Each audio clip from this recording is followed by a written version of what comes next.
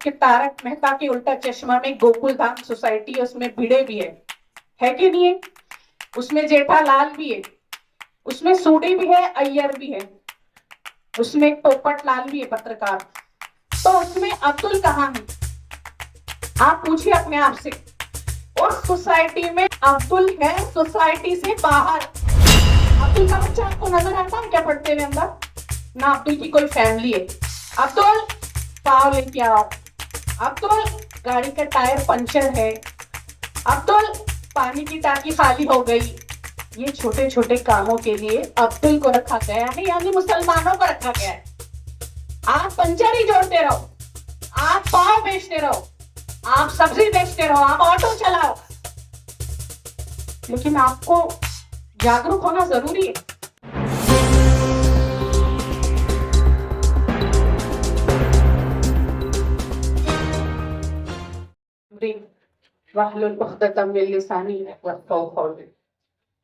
Stage पे शहनशी तमाम इज्जतमाब शख्सियात, सामाइन में मौजूद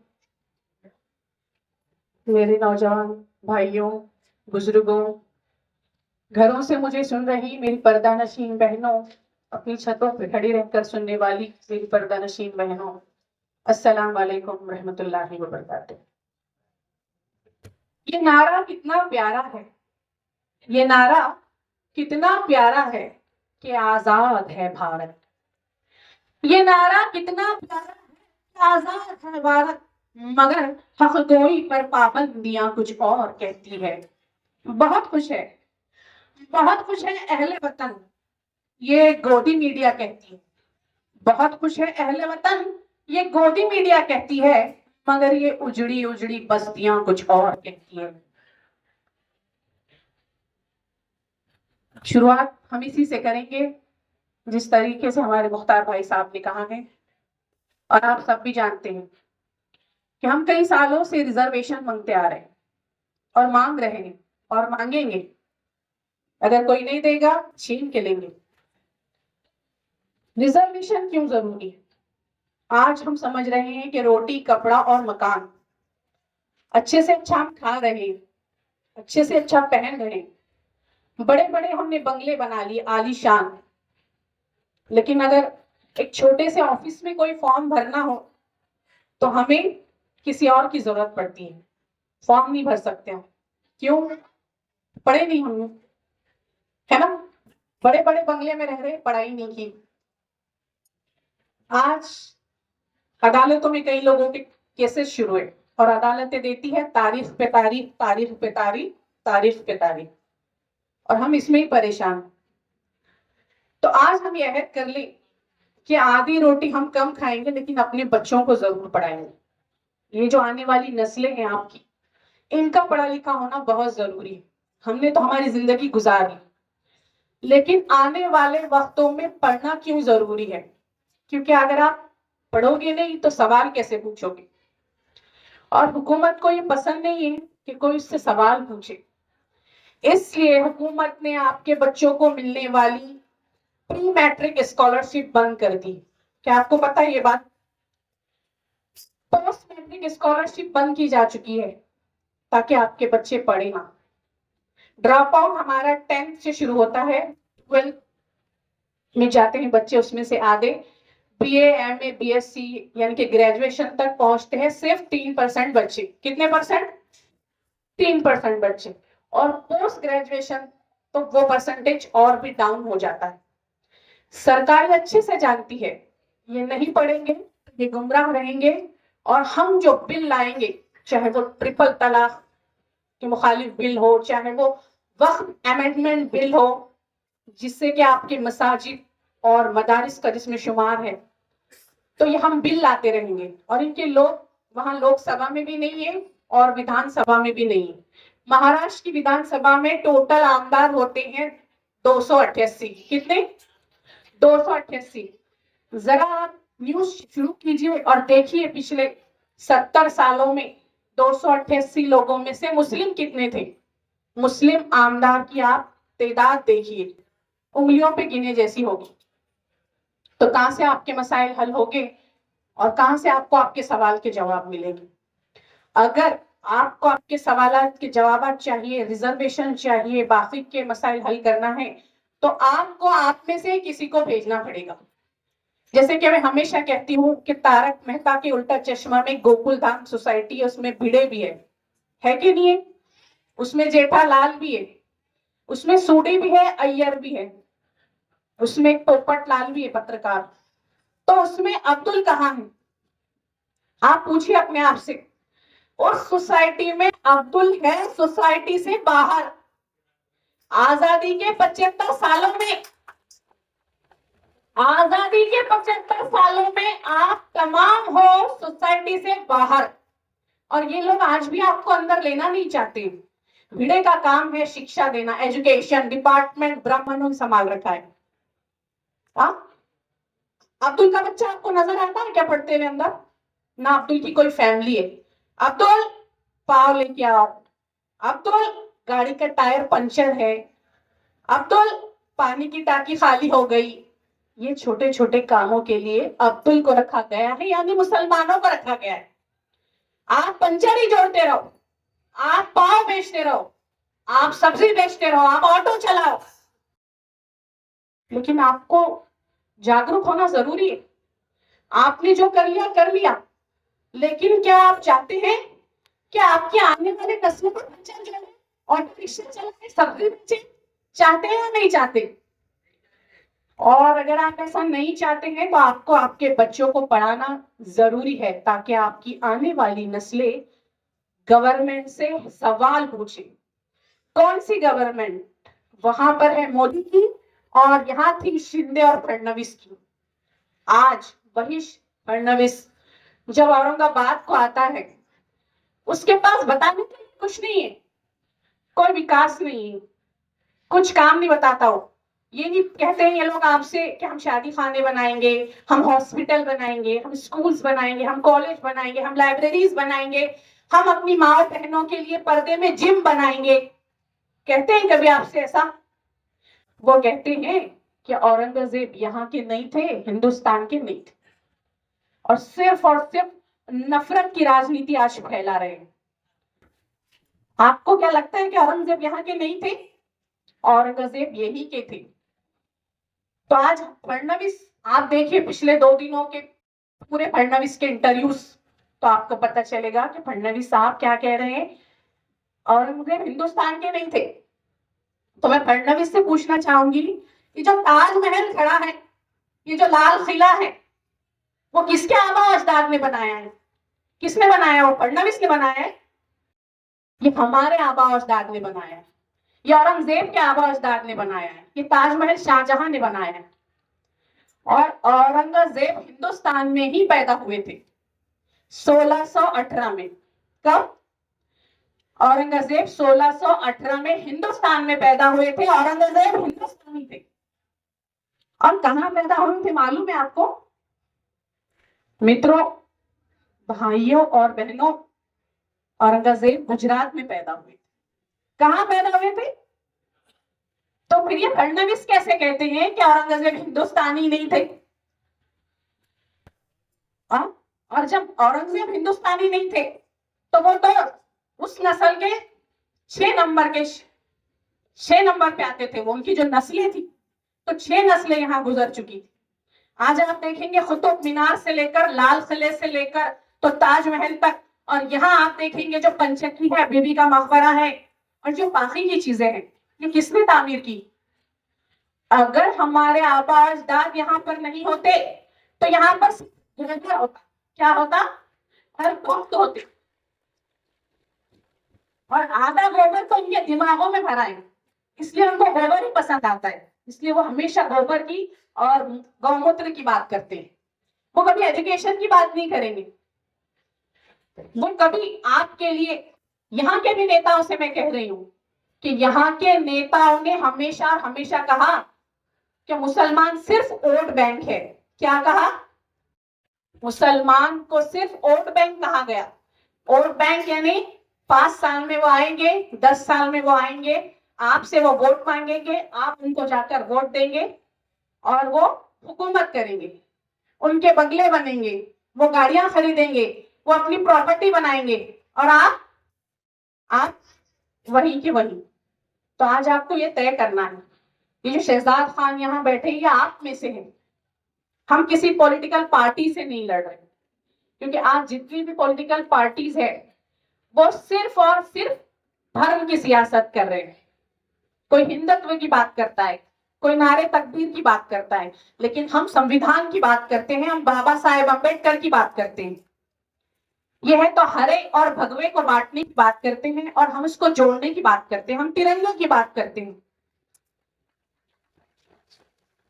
तिरंगे में कितने रंग होते हैं? तिरंगा में 3 रंग होते हैं। एक होता है जाफरानी कलर यानी भगवा, वो कोई हिंदुत्व की निशानी नहीं है, वो देश में ईसार और कुर्बानी की निशानी है। जो बॉर्डर पे शहीद लड़ते हैं तो वो उनकी निशानी है। जो हरा कलर है वो मुसलमान का नहीं है, वो हरियाली का और खुशहाली का है कि आपके देश में कितनी खुशहाली है। और जो बीच में सफेद कलर है वो अमन और शांति की निशानी है कि हमारे मुल्क जो गंगा जमनी तहजीब का गहवारा है। कहा जाता है मंदिर में खाकर दाना चिड़िया मस्जिद में पानी पीती है। मंदिर में खाकर दाना चिड़िया मस्जिद में पानी पीती है। सुना है राधा की चिंटी सलमा बेगम सी थी। एक मोहम्मद रफी था जो रघुपति राघव गाता था। एक मोहम्मद रफी था जो रघुपति राघव गाता था। वही एक प्रेमचंद बच्चों को ईदगाह सुनाता था। तो यह है मेरा देश और ऐसे ही है मेरा औरंगाबाद शहर। यह खजिस्ता बुनियाद, यहाँ पे सूफिया इकराम बसते हैं। ये संतों की जन्मभूमि है। सूफिया इकराम ने हमेशा कौमी यकजहती का पैगाम दिया, यानी हिंदू मुस्लिम भाई भाई। संतों ने हमेशा क्या है यकजहती का पैगाम दिया कि हम एक हैं, और ये कह रहे हैं कि बटोगे तो कटोगे। क्या आप बटने वालों में से हो? क्या आप कटने वालों में से हो? तो इनके नारे को दरगुजर कीजिए। और ये जो आपका यहाँ आप में से जो बैठा है, पटेलों में से जो पटेल यहाँ पे बैठा है, आपको आज होशमंदी से अक्लमंदी से अपने में से किसी को असेंबली भेजने की जरूरत है। ये शौक नहीं है, ये शौक नहीं है, ये जरूरत है।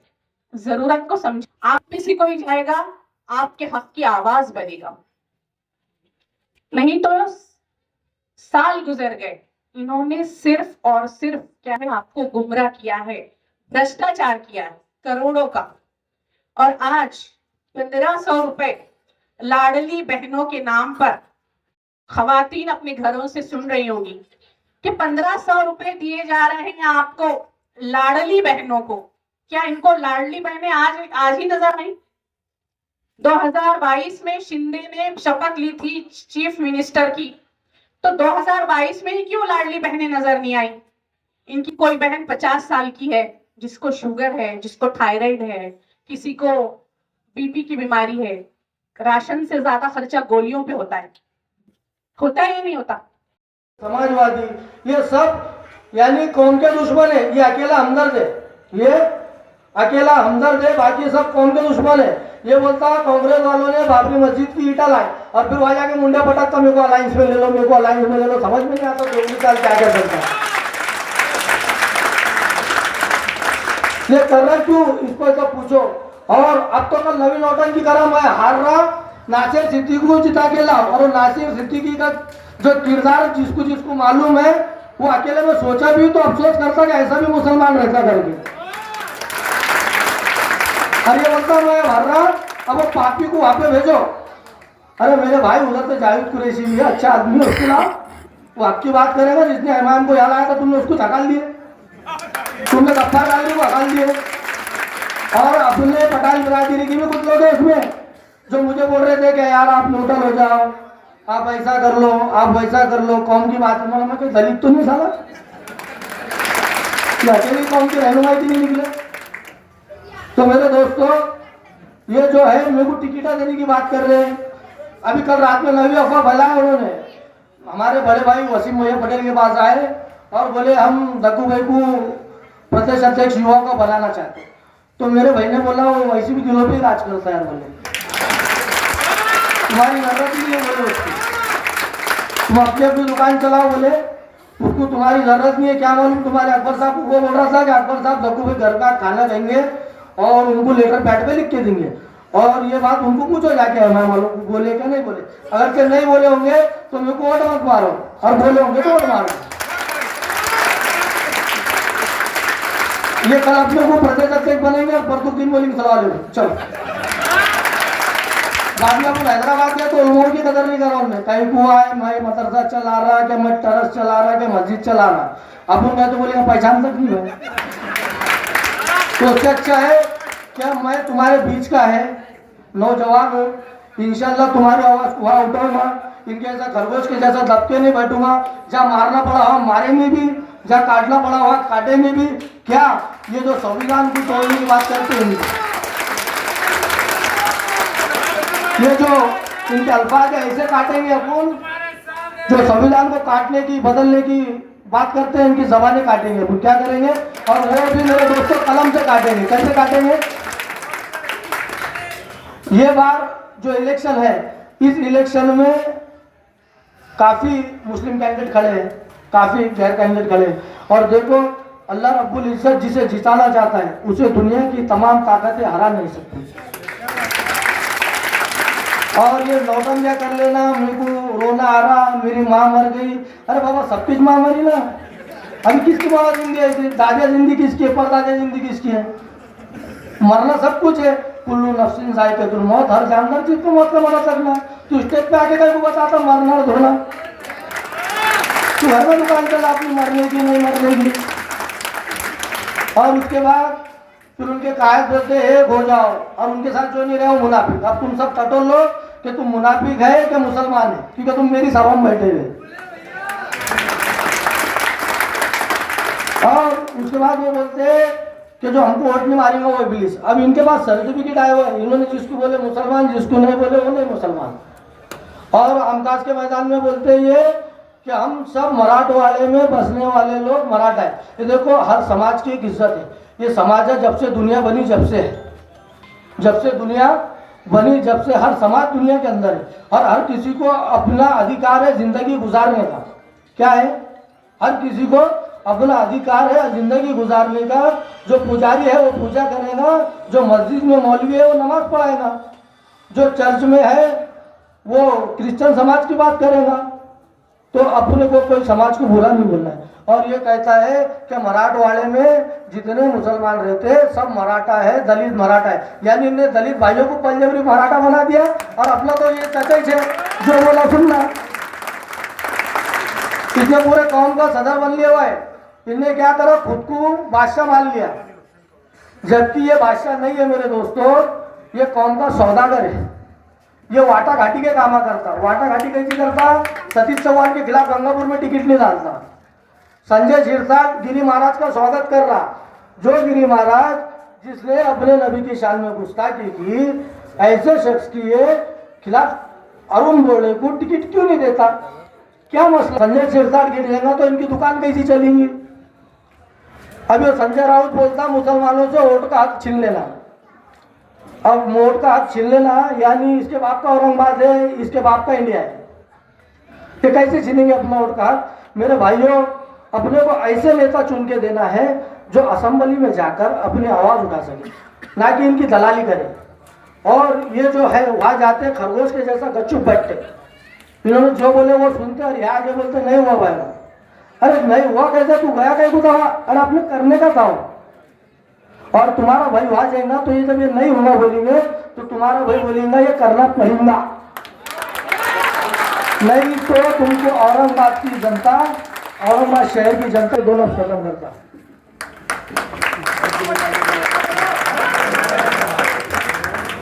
दग्गू पटेल तुम आगे बढ़ो, दग्गू पटेल तुम आएगा भाई आएगा,